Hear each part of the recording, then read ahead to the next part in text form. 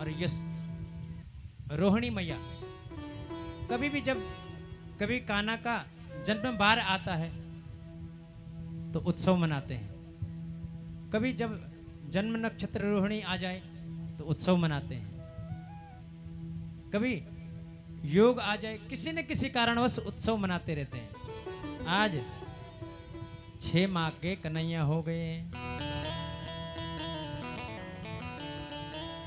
और फिर नंद रानी ने कहा नंद बाबा के लिए कि आज 6 माह पूरे हो चुके हैं, तो आइए बोले कुछ उत्सव मनाने की इच्छा है। सब गोपी ग्वाल बाल ब्रज के फिर गोकुल के नंद भवन में आ रहे हैं, झूमते हुए नाचते हुए। और बैलगाड़ी के पास बहुत सारे मटके इत्यादि रखे हुए दूध दही के आंगन में सब झूमते झूमते सबने कन्हैया को, नंद रानी ने कन्हैया को उस पलने के नीचे सुला दिया। वो बैलगाड़ी के बगल में पन्ने आंगन में, और उस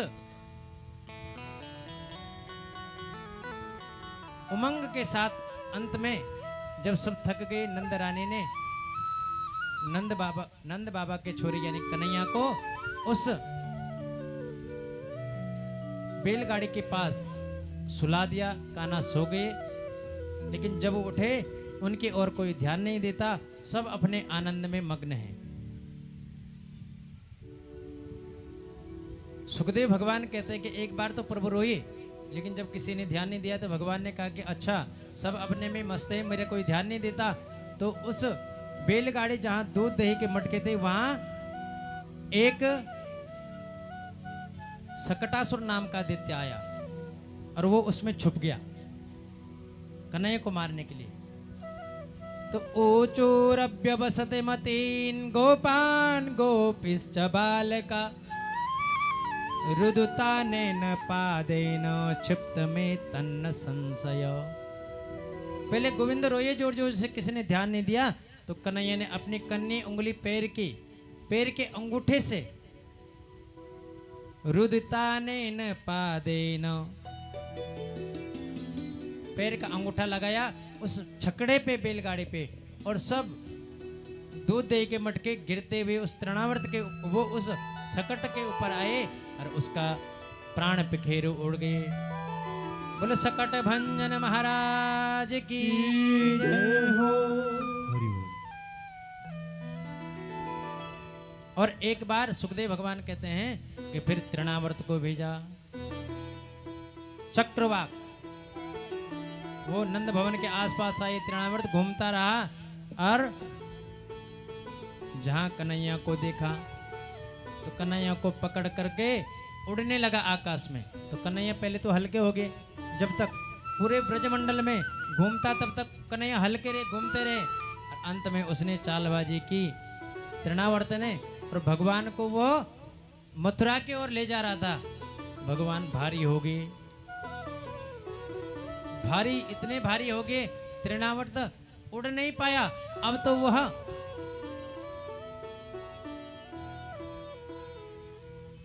नीचे गोकुल की ओर खींचने लगा और सोचा कि कहीं मैं काले पत्थर को तो नहीं उठा लिया। गरिबाणम शिशोर्वोढुम नसे गुरिकूटवत। बोले कहीं मैंने काले पत्थर को तो नहीं उठा लिया, और बार बार देखता है।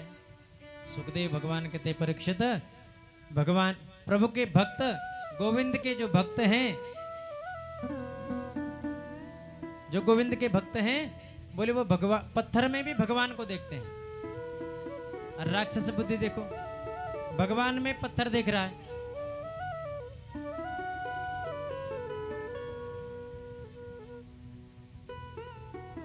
क्योंकि परमात्मा तो सब जगह व्याप्त है। हरि व्यापक सर्वत्र समाना, हरि व्यापक सर्वत्र समाना। प्रेम ते प्रकट होई मैं जाना,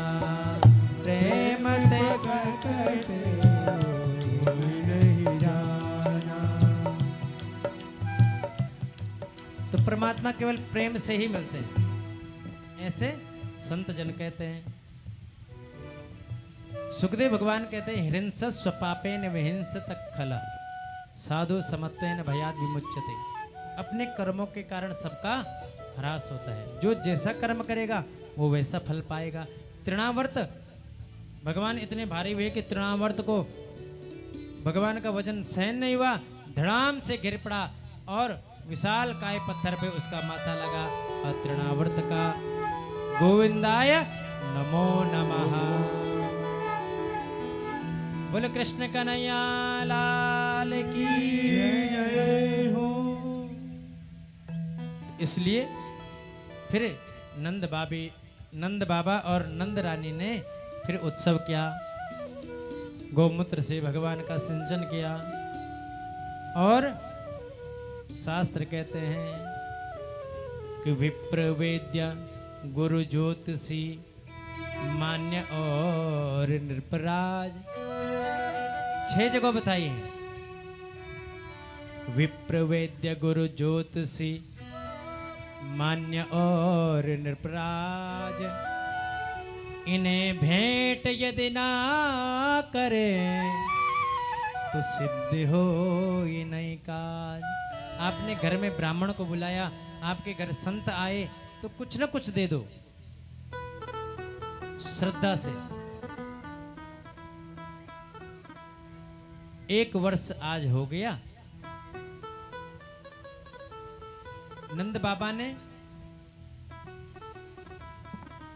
आज मुनि गर्गाचार्य को बुलाया और विचार किया कि हम 1 साल का बाद नामकरण संस्कार कर रहे हैं।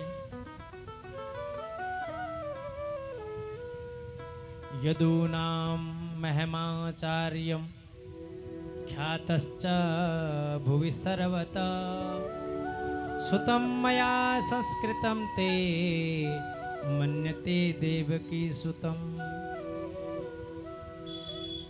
और नामकरण संस्कार के लिए बुलाया, लेकिन नंद बाबा को गर्गाचार्य जी कहते हैं कि तुम बड़े धूमधाम से मत मनाना, क्योंकि गर्गाचार्य जी यदुवंशियों के पुरोहित हैं। कंस को पता चलेगा फिर अच्छा नहीं होगा। नहीं, हम गौशाला में करेंगे, किसी को पता भी नहीं चलेगा। नंद रानी, रोहिणी मैया, बलभद्र और कृष्ण को लेकर के गौशाला में पहुंचे और गर्गाचार्य जी अब नामकरण संस्कार कर रहे हैं। बड़े ध्यानपूर्वक सुने। देखो, नामकरण संस्कार समय पे ही होना चाहिए। और गर्गाचार्य जी नामकरण कर रहे हैं कि अयम ही रोहिणी पुत्रो रमयन सुहृदो गुणै आख्यास्ते राम इति बलाधिक्याद बलम विभो। ये यशोदा मैया जो आपके गोद में है, ये रोहिणी का बालक है। ये रोहिणी से जन्म हुआ है और किसी दूसरे गर्भ से इसका संकर्षण किया गया, इसलिए इनका नाम संकर्षण भी होगा। बल अत्यधिक होगा इसके, इसलिए इनका नाम बलराम हो गया। ये सबके पूजनीय होंगे, इसलिए इनका नाम राम भी होगा। इस प्रकार से उनका नाम बलभद्र कहा। अनेक नाम होंगे, लेकिन गर्गाचार्य जी ने जैसे कन्हैया को रोहिणी मैया के गोद में देखा, तब बहूनि सन्ति नामानि रूपाणि च सुतस्य ते गुणकर्मानुरूपाणि तान्यहं वेदिनो जना। जैसे ही रोहिणी मैया के गोद में देखा, अरे ये तो कन्हैया है, माँ इसके नामकरण क्या करूं, क्या नाम रखूं? जितने भी नाम हैं सब इसी के हैं। बहूनि सन्ति नामानि, इसके तो बहुत सारे नाम हैं, बहुत सारे रूप हैं, इसके अनेक गुण कर्म होंगे। इसलिए इसका नामकरण कैसे करें? संवत्सर ईश्वर के भादो, नाम श्री कृष्ण धर्यो है। रोहिणी बुधवार अरियारो, हर्षण योग पड़ियो है। बोले वृष है लग्न उच्च के उड़पते, तन को अति सुखकारी। और दल चतुरंग चले सब इनके, कोई रसिक बिहारी। चौथी राशि सिंह दिन मन के, महिमंडल को जीते। छठे शुक्र तुला के, सन्मुख शत्रु बचे नहीं कोई। नीच ऊंच युवती बहु भोगे, सप्तम राहु पड़ियो है। ग्रह कछ पड़े जन्म पत्री में, पर डरत जाय हिनो ना। शत्रु तो बहुत देंगे पर डरेगा नहीं किसी से। कहा लगी कछु नंद बाबा, याने चोरी में चेत पड़ियो है। बाबा नंद ये चोरी भी करेगा। अच्छा तो चोरी करके नाक कटवाएगा हमारे? अरे नहीं नहीं बाबा, ऐसी चोरी नहीं। माखन मिश्री, कर सयति जीवानाम चित्तम इति कृष्णः।